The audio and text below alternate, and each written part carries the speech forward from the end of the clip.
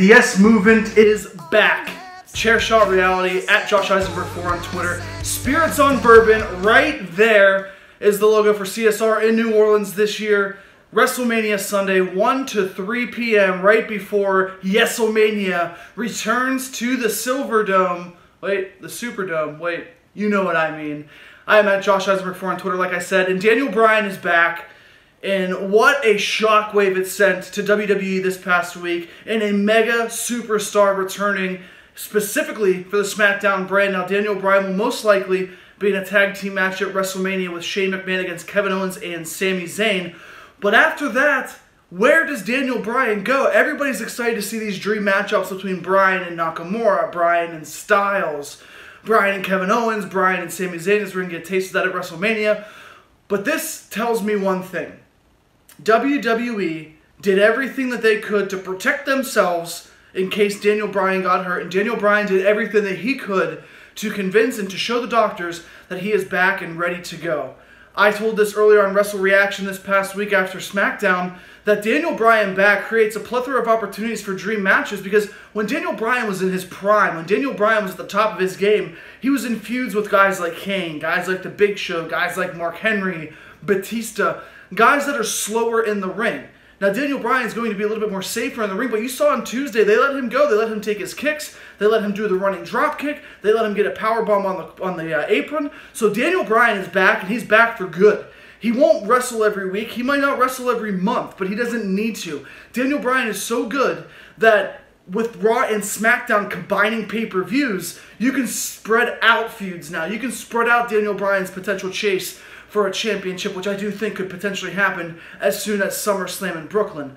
But at the end of the day, Daniel Bryan back on SmackDown Live and back in the WWE in the ring is everything that fans have wanted since WrestleMania 31 and since WrestleMania 30, really, when YesOmania became a reality. I'm going to send it in studio now. Justin, Katie, your thoughts on Daniel Bryan.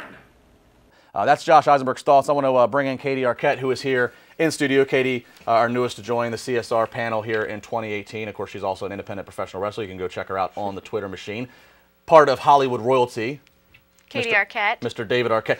You're going to get him on the show, damn it. Okay. That's going to happen. I'll talk to him. He's busy. Happen. He's busy. I know he's busy, but just tell him to answer the phone and get in here. Okay.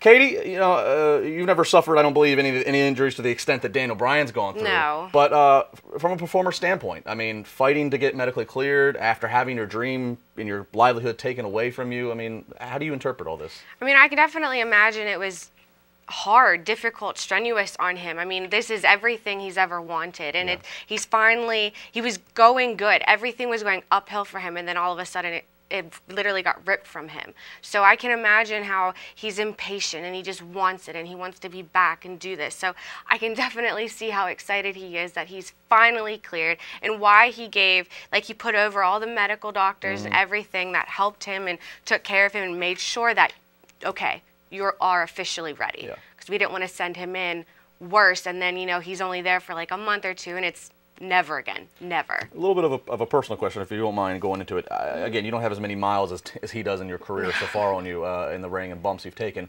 What is your relationship like with, like, your doctor, whoever, or people in your world that you go to for, you know, physicals and stuff? What are their reactions to you in your career and your health and such like that? Well, they're cautious, obviously. This profession isn't your typical sport. I am falling and putting myself in danger every time I step in and out of the ring. Sure. So it's definitely something to be cautious about. I mean, during my training, I broke my ankle. And having that little part ripped away from me, it hurt, it sucked, because I couldn't be in the ring. I had to take the time.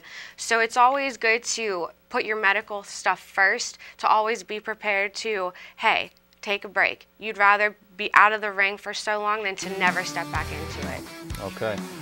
We got more to come. We got plenty more to come. Big binge playlist for you this weekend as we have more with Josh. We have more with Katie. Sam Adonis, that's right. He is Mexico's #1 heel. He will also join us. We're going to have some fun conversations with him. It's all weekend long. Chair Shot Reality on Wrestling Inc.